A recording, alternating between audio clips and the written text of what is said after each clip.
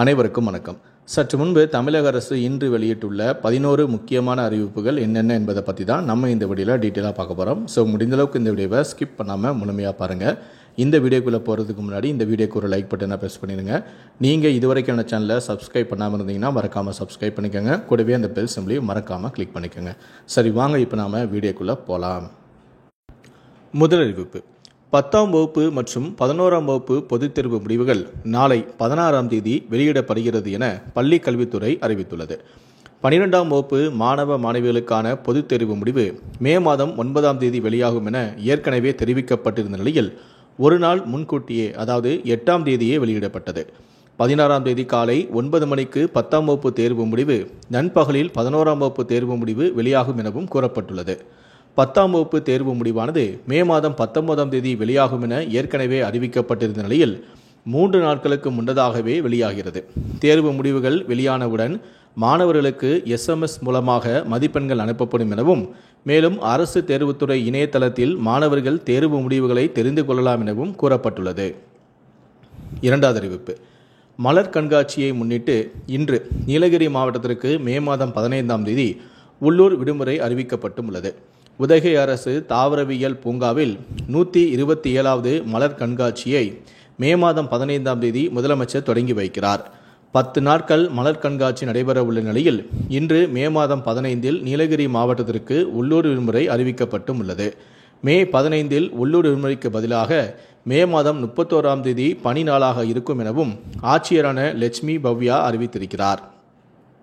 மூன்றாவது அறிவிப்பு: இறந்தவர்களின் பெயர், புதிய உரிமையாளர் பெயர்களை பட்டாவில் சேர்க்க விண்ணப்பிக்கலாம் எனவும் eservice.tn-government.in என்ற இணையதளம் அல்லது இ-சேவை மையங்கள் மூலமாக விண்ணப்பிக்கலாம் எனவும் மக்கள் அறியும் வகையில் அறிவிப்பு வெளியிட ஆட்சியர்களுக்கு நில நிர்வாக ஆணையர் அறிவுறுத்தியும் உள்ளார். இணையதளம் மூலம் பெறப்படும் விண்ணப்பங்களை பரிசீலித்து ஆணை பிறப்பிக்க வேண்டும் எனவும் ஆணையர் கூறியிருக்கிறார். நான்காவது அறிவிப்பு: தமிழ்நாட்டில் 3 நாட்களுக்கு கனமழைக்கு வாய்ப்புள்ளதாக வானிலை ஆய்வு மையம் தகவல் தெரிவித்தும் உள்ளது. தென்மேற்கு வங்கக்கடல் மற்றும் அதனை ஒட்டிய தமிழக கடலோர பகுதிகளின் மேல் ஒரு வளிமண்டல கீழடுக்கு சுழற்சி நிலவுகிறது. அந்தமான் கடல் பகுதிகளில் ஒரு வளிமண்டல கீழடுக்கு சுழற்சி நிலவுகிறது. இதன் காரணமாக இன்று தமிழகத்தில் ஒரு சில இடங்களிலும் புதுவை மற்றும் காரைக்கால் பகுதிகளிலும் இடி மின்னல் மற்றும் பலத்த காற்றுடன் கூடிய மணிக்கு 40 முதல் 50 கிலோமீட்டர் வேகத்தில் லேசான முதல் மிதமான மழை பெய்யக்கூடும். கிருஷ்ணகிரி, தருமபுரி, திருப்பத்தூர் மற்றும் வேலூர் மாவட்டங்களில் ஓரிரு இடங்களில் கனமழை பெய்ய வாய்ப்புள்ளது. 16ஆம் தேதி தமிழகத்தில் ஒரு சில இடங்களிலும் புதுவை மற்றும் காரைக்கால் பகுதிகளிலும் இடி மின்னல் மற்றும் பலத்த காற்றுடன் கூடிய மணிக்கு 40 முதல் 50 கிலோமீட்டர் வேகத்திலும் லேசான முதல் மிதமான மழை பெய்யக்கூடும். தஞ்சாவூர், திருவாரூர், நாகப்பட்டினம், மயிலாடுதுறை, புதுக்கோட்டை, கடலூர், அரியலூர், பெரம்பலூர், திருச்சி மாவட்டங்களில் ஓரிரு இடங்களிலும் காரைக்கால் பகுதிகளிலும் கனமழை பெய்ய வாய்ப்புள்ளது. 17ஆம் தேதி மற்றும் 18ஆம் தேதி தமிழகத்தில் ஒரு சில இடங்களிலும் புதுவை மற்றும் காரைக்கால் பகுதிகளிலும் இடி மின்னல் மற்றும் பலத்த காற்றுடன் கூடிய மணிக்கு 40 முதல் 50 கிலோமீட்டர் வேகத்திலும் லேசான முதல் மிதமான மழை பெய்யக்கூடும். 19 மற்றும் 20ஆம் தேதி தமிழகத்தில் ஒரு சில இடங்களிலும் புதுவை மற்றும் காரைக்கால் பகுதிகளிலும் லேசான முதல் மிதமான மழை பெய்யக்கூடும். ஐந்தாவது அறிவிப்பு: சேலம் மாவட்டத்தில் நாளை 16ஆம் தேதியன்று தனியார் துறை வேலைவாய்ப்பு முகாம் மாவட்ட வேலைவாய்ப்பு மற்றும் தொழில்நெறி வழிகாட்டு மையத்தில் நடைபெற உள்ளது. சேலம் கோரிமேட்டில் அமைந்துள்ள மாவட்ட வேலைவாய்ப்பு மற்றும் தொழில்நெறி வழிகாட்டு மையத்தில் காலை 10 மணி முதல் மதியம் 1 மணி வரை நடைபெறவிருக்கும் இந்த தனியார் துறை வேலைவாய்ப்பு முகாமில் கலந்து கொள்ள விருப்பமுள்ள வேலையளிக்கும் நிறுவனங்களும் வேலை நாடுனர்களும் tnprivate.job.tn-government.in என்ற இணையதளத்தில் பதிவு செய்து விண்ணப்பிக்குமாறும் தெரிவிக்கப்பட்டுள்ளது.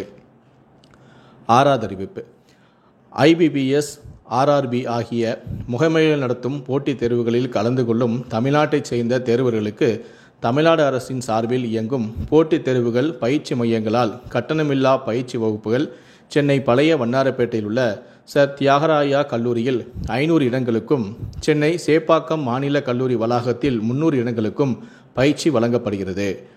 மேற்படி போட்டித் தேர்வுகளில் கலந்து கொள்ளும் தேர்வர்களுக்கான பயிற்சி வகுப்புகளுக்கு இணைய வழியாக விண்ணப்பங்கள் பெற்று சேர்க்கையும் நடைபெற உள்ளது.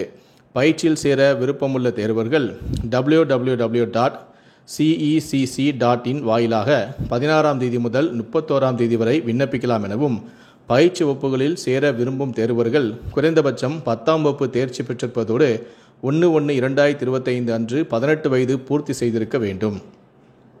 7வது அறிவிப்பு. சென்னை தரமணியில் உள்ள தமிழ்நாடு அரசு எம்ஜிஆர் திரைப்படம் மற்றும் தொலைக்காட்சி பயிற்சி நிறுவனத்தில் 2025-26ஆம் கல்வியாண்டில் இளங்கலை காட்சிக்கலை பேச்சுலர் ஆஃப் விஷுவல் ஆர்ட்ஸ் பட்டப்படிப்புக்கு filminstitute.tn government.in என்னும் இணையதளத்தில் விண்ணப்பிக்க கேட்டுக்கொள்ளப்படுகிறார்கள். கடைசி நாள் 28/5/2025. 8வது அறிவிப்பு. இடைநிலை ஆசிரியர் பயிற்சி தேர்வெழுதும் தனித் தேர்வர்களுக்கு நேற்று ஹால் டிக்கெட் வெளியிடப்பட்டுள்ளது.